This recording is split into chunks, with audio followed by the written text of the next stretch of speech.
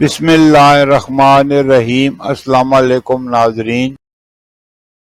برصغیر میں زندگی کی گاڑی کو آگے بڑھانے کے لیے 3 طرح کے کیلنڈر دیکھے جاتے ہیں، جن میں عیسوی کیلنڈر، اسلامی کیلنڈر اور بکرمی یا دیسی کیلنڈر۔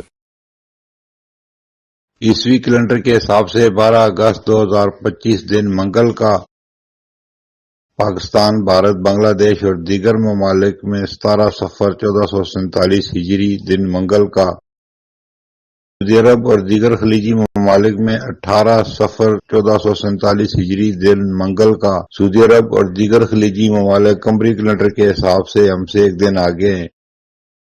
بکرمی یا پنجابی کیلنڈر کے حساب سے 28 ساون 2082 دن منگل کا۔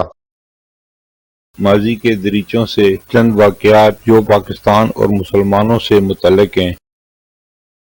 12 اگست پاکستان سمیت دنیا بھر میں ہر سال 12 اگست کو نوجوانوں کا عالمی دن منایا جاتا ہے۔ اس برس یہ دن ان نوجوانوں کے نام کیا گیا ہے جو ماحولیات کے تحفظ کے لیے کام کر رہے ہیں۔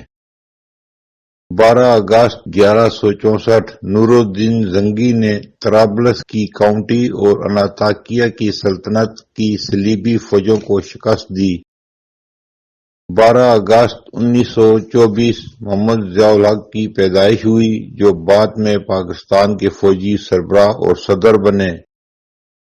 12 اگست 1948 خیبر پختونخوا کے ضلع چارسدہ میں بابڑا میدان میں پولیس نے خدائی خدمتگاروں پر فائرنگ کی۔ سرکاری اعداد و شمار کے مطابق تقریباً 115 افراد شہید اور 40 زخمی ہوئے، جبکہ خدائی خدمتگاروں کے مطابق شہداء کی تعداد 150 اور زخمیوں کی تعداد 400 تھی۔